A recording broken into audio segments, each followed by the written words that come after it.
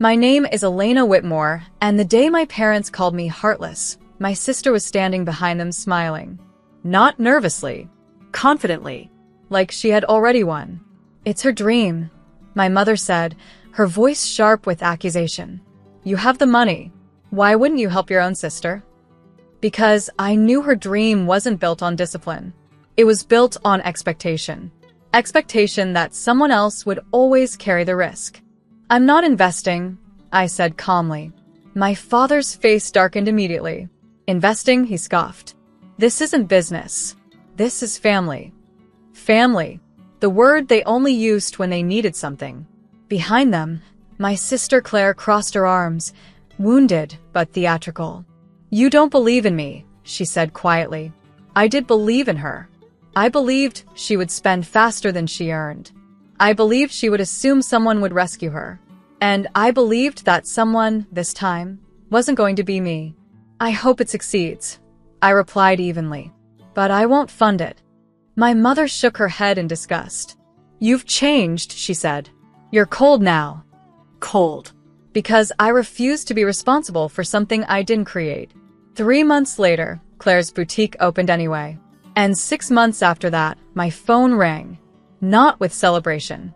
With panic. It was my father. He didn't greet me. He didn't ask how I was. Elena, he said urgently. You need to come down here. Need. Not want. Not please. Need. I could hear chaos behind his voice. Raised voices. Movement. Something collapsing that couldn't be hidden anymore. What happened? I asked calmly. He hesitated. The boutique, he said. There's the situation. Situation. A word people use when the truth sounds worse.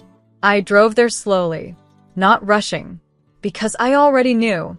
The front door of Claire's boutique was locked. The lights were off. A notice was taped to the glass. Seized pending investigation. My mother stood on the sidewalk, pale. Claire sat on the curb, crying into her hands.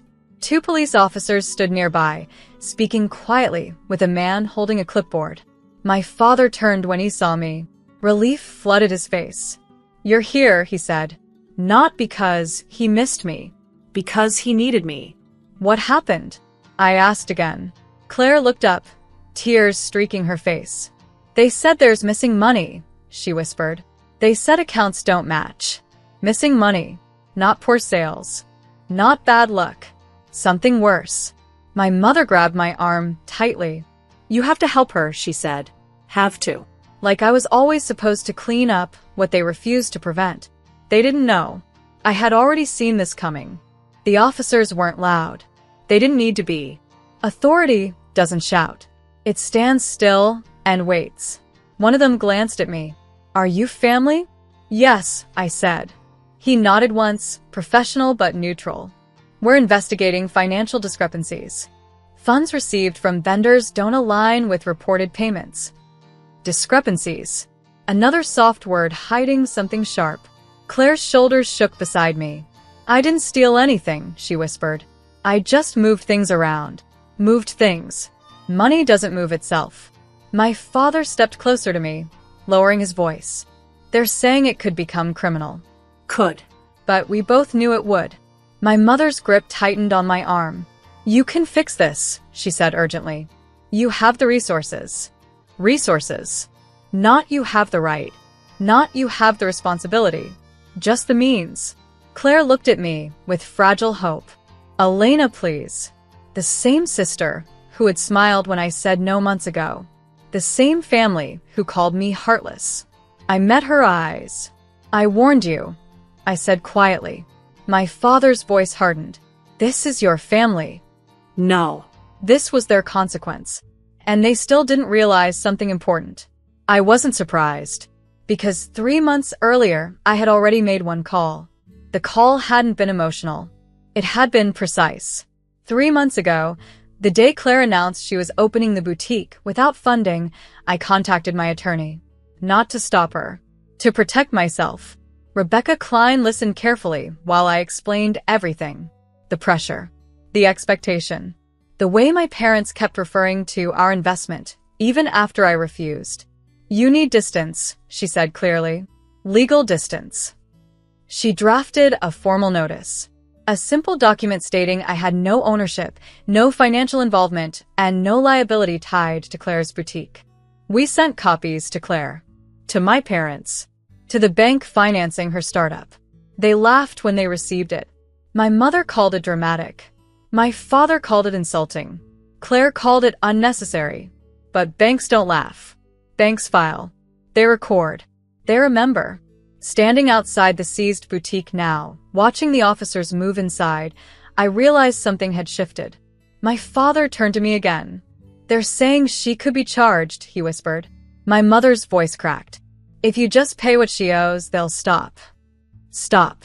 Like money erased actions.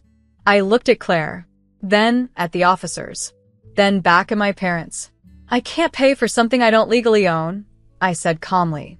Their faces changed instantly, because for the first time they realized I had already stepped outside their reach. They didn't accept it. Not immediately. "You're choosing paperwork over your sister," my mother said, her voice trembling with disbelief. No. I was choosing reality over denial. My father pulled me aside, his voice low and urgent. "She's your blood," he said. "If this becomes criminal, it will follow her forever." Follow her, like consequences were some external curse, not something she created. Claire stood a few feet away, watching me like I was the last wall between her and collapse. "How much?" I asked calmly. My father hesitated. 42,000, he said quietly. The number hung in the air, heavy, impossible to ignore. "You can pay that," my mother said quickly. "It's nothing to you. Nothing." Except it wasn't nothing. It was accountability. It was precedent. It was permission for this to happen again. "I won't," I replied. Claire's face broke. "You're letting them arrest me," she whispered. No. She had walked herself there. My father's voice hardened. "You don't understand how serious this is." I met his eyes steadily. "I understand perfectly, because what they didn't know was this. The call I made months ago wasn't just about distance. It ensured the investigation would never lead to me." The investigation deepened over the next 2 weeks. Bank statements, vendor contracts, transaction histories. Everything Claire had touched was examined. And my name never appeared. Not once. Because Rebecca had done more than file a notice. She had formally documented my refusal to participate, timestamped and verified. Every institution connected to Claire's boutique had written confirmation that I was not an investor, not an owner, and not responsible. My parents didn't understand what that meant. They still called me daily. "You need to reconsider," my mother said one evening. "This will destroy her life." Her life. Not mine. Not the years I spent building stability while they dismissed it as selfishness. Claire called once. She didn't yell. She didn't accuse. She just cried. "They're talking about charges," she whispered. "They said intentional misreporting." Intentional. That word again. I didn't interrupt, because there was nothing I could say that would change what had already happened. "You could still help me," she added softly. I could. But help and rescue aren't the same. "I can't change their investigation," I said calmly. And for the first time, she realized something they had never considered. I wasn't standing beside her. I was standing outside of it. Protected. The formal notice arrived on a Thursday morning. Not to me. To Claire. She called my parents immediately. I could hear my mother crying through the phone when they called me minutes later. "They're charging her," she said, her voice shaking. "Financial misrepresentation. They said if the money isn't recovered, it could escalate." Escalate. My father took the phone next. "You can still fix this," he said. "If the debt is settled, they may reduce the severity." May. Not will. They were gambling with my stability now. "You don't understand," he added desperately. She could lose everything. I closed my eyes briefly. So could I if I stepped into something that wasn't mine. "The bank knows I'm not involved," I said calmly. "It's already documented." Silence fell. Because documentation is stronger than emotion. Claire spoke next, her voice fragile. "Why did you protect yourself like that?" The question wasn't angry. It was confused. because she had assumed I would always absorb the fallout. Because I knew this could happen, I replied quietly. She didn't respond. Not because she didn't understand, because she finally did. And in that moment, the safety net they always expected wasn't there anymore. The resolution didn't come through me. It came through truth. Claire's attorney negotiated a settlement with the bank. She admitted fault, agreed to a structured repayment plan, and avoided jail, barely. The boutique was liquidated.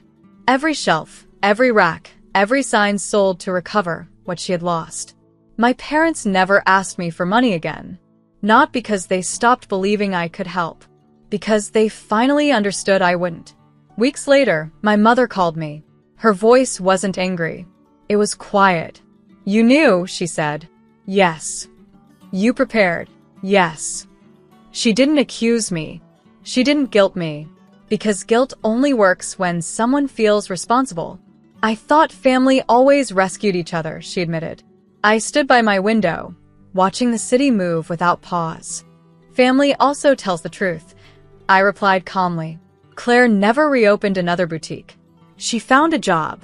She rebuilt slowly, honestly, and for the first time, she lived within her own decisions. They had called me heartless when I refused to fund her dream, but the call I made wasn't about stopping her. It was about making sure her consequences belonged only to her.